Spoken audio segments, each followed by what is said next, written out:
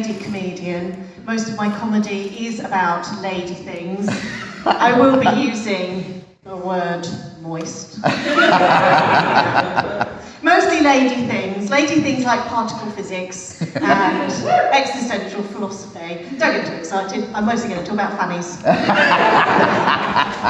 Mostly it's about fannies. And I'm not worried about being in the church. One of my best friends is a minister, actually. Yeah, I'm going to use her name for the video. All right, Melanie? Hello? She's in Fiji at the moment doing good works. And I was doing some talk for International Women's Day. This isn't part of my set, just explaining why I think it's all right to be rude. And I said the word fuck in my presentation and then went, oh, I'm in a church. And she came on afterwards and she said, I am not offended by the word fuck. I'm more offended by things like injustice and war and stuff.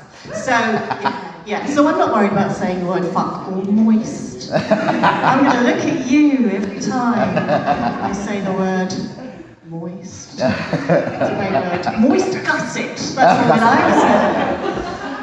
I'm just going to have 5 minutes of saying that, I think. Anyway, so what's my set? Yeah, I also work for the NHS.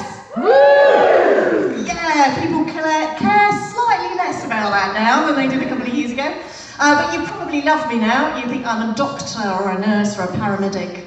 No, I'm not. I'm not one of the life-saving ones. I work in patient engagement. So, yeah, I got a woo! Somebody did a woo for patient engagement. Well done, thank you. I love you. Yeah, so if anyone has a heart attack tonight, I won't be saving you. But if you do survive, I can talk to you afterwards about the experience. And if you don't make it, there's good news there as well, because I also conduct funerals. Yeah, also conduct funerals. And that gets a clap, amazing. If anybody dies, we're sorted. Yeah, I am a celebrant, because the one person you want looking after the funeral rites of someone you love very much is someone that thinks she's a comedian. That's what you want. But it's a great gig to have, doing funerals, because you can't really make people feel any worse. They're already crying, so it doesn't really matter if things go badly. So yeah, my name is Sherry. People sometimes don't know how to spell that. It's like the drink, S-H-E-R-R-Y. Not like Cherie, it's not fancy, it's like the drink. Which, funnily enough, is not a drink I enjoy. Is this mic all right? I'm kind of getting feedback.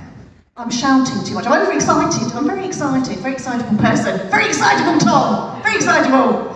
Anyway, so yeah, the name's Sherry, but yeah, I don't much care for the drink. Not really my vibe. But it's quite interesting, I think, how tastes in drinks change over time. I think your first forays into alcohol is you're sitting on the swings in Blenheim Park, apparently, not that I ever did that, sipping Alco Pops and sweet things. And then as you start going to festivals, at the V Festival, you might explore ciders or lagers, and then you get a little bit older, maybe start going to wine tasting, get into craft beer perhaps. And now I find, as a woman approaching 50, it's hard to believe, approaching 50, my tastes are men in their early 30s. This is where I make eye contact with Matt. He's happy, perfectly happy. I get a different reaction to that every time. Usually it's lots of very nervous men going, ha ha ha! And sometimes I get things like, I'm 28! Like they think that will keep them safe. Oh, my favourite reaction, when I did this once in Portsmouth, you were there, was a bloke that went, oh! I'm in my early 30s! I'm desperate! Oh dear! Yeah. It's always a good gauge of my audience, that one. But yeah, I am single. I know, also very hard to believe. Have been for quite some time. And this is a bit of an issue for a woman of a certain age, approaching the menopause. Menopause, so called, because it's a time of life when women start wondering why they ever bothered with men. Start getting a bit more flexible with their sexuality. So not, yeah, menopause, menostop. Menostop.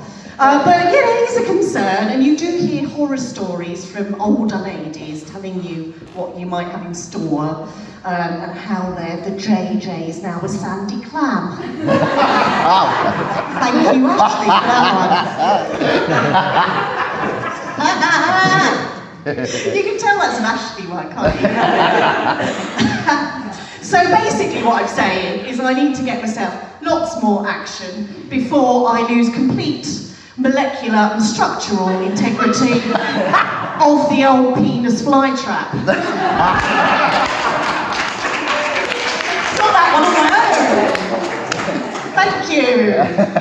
Yeah, it's still in good working order at the moment. Still moist. He did this. Still moist. So yeah, it's still operating within the parameters of the warranty, despite the fact it's not been getting a regular service. It's still there.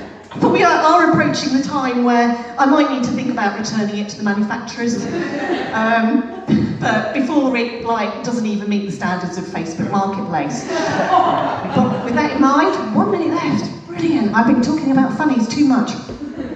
With that in mind, though, we were actually talking about this and the fact that, my fanny might soon become inoperable. And we thought that maybe we needed to promote it on spareroom.com. Thank you, Ashley, again. So what I'll leave you with, quite handily, is a little advert that I've written after our inspiring pep talk about what I could do with my foof. I have actually got a spare foof in my back pocket, but I've got time to share that with you. True story. Got to put my spectacles on because I'm old. Bear with. Alright, so here's my advert for Spare Room.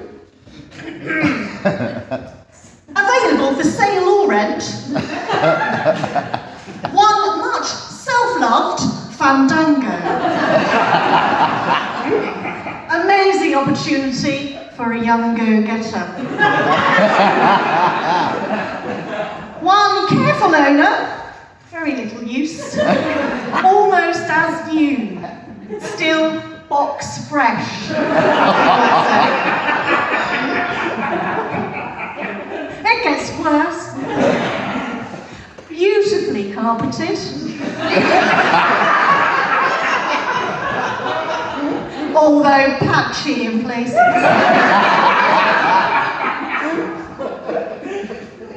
Still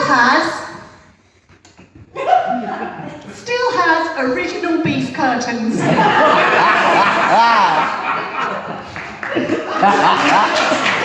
Oh, good Wi-Fi connection?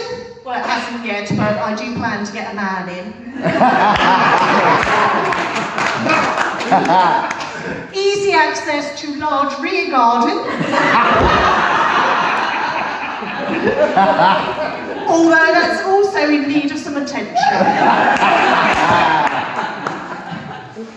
Plenty of space, available for multiple occupation. No pets, but does come with a pair of adorable puppies. And I'll leave you on that note. And any applications, see you later.